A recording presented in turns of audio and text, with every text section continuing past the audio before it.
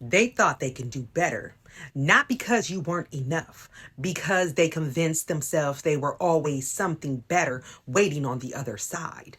A better relationship, a better opportunity, a better life, a better version of what they already had. So instead of appreciating what was in front of them, they spent their time chasing what they imagined was somewhere else. And here's what they didn't understand. The problem wasn't what they had. The problem was that they never learned how to value what they had. You see, people who don't know how to value what they have usually spend their lives chasing what they don't. Think about that. Some people don't lose good people because good people are rare.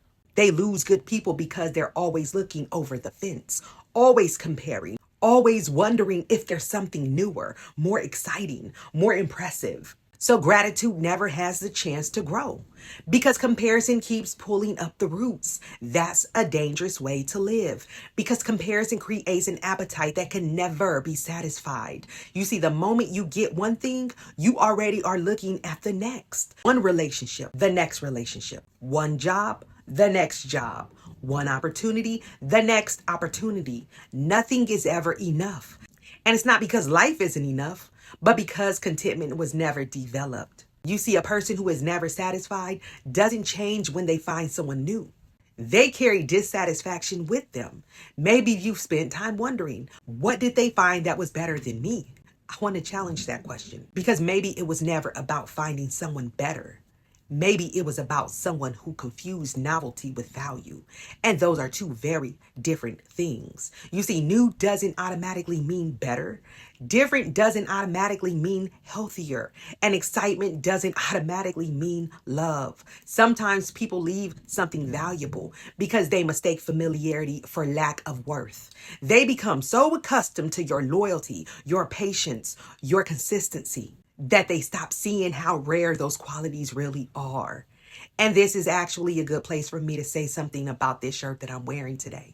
I chose this shirt for a reason because I love things that remind us of who we are without making our identity dependent on somebody else's opinion of us. You see, sometimes you need your own reminders. Not do they think I'm enough? Not do they see my value, but do I know who I am? That's the part that changes everything. And if you like the shirt that I'm wearing, I have it available for you too. I have a link below so you can check it out after this video. And I want you to hold on to what I just said. Your identity cannot be built around somebody else's ability or inability to recognize you. There's an old piece of wisdom that says, the eye that always wonders eventually overlooks treasure. Sit with that for a moment. The eye that always wonders eventually overlooks treasure because gratitude requires presence. Comparison requires distraction. You can't do both at the same time. You see, the person who's always looking for something better usually stops seeing what's already beautiful. And one of the greatest mistakes you can make after someone leaves is believing that their decision defines your value. It doesn't.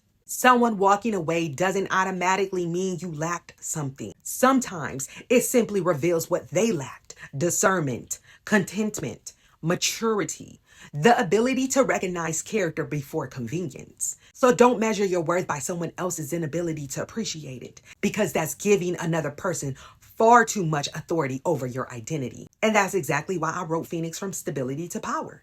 Because there comes a point where your healing isn't about wondering why someone didn't choose you. It's about choosing yourself, rebuilding your confidence, trusting your value even when someone else failed to recognize it, learning that your worth isn't something another person gives you. It's something you begin living from. That's real power. You see, they thought they could do better. Maybe they genuinely believed that. But here's the truth. The greatest loss in life isn't losing something valuable. It's failing to recognize its value while you still have it. So don't let that become your story. Become someone who recognizes healthy people, who values loyalty, who protects peace, who chooses character over excitement, who understands that what lasts is almost always more valuable than what simply feels new. And if someone walked away because they believed there was always something better, let them. Your job isn't to convince people of your value. Your job is to continue becoming the kind of person who never has to, because the right people won't constantly be searching for something better. they'll recognize something meaningful when it's standing right in front of them. Peace, blessings, love, and power.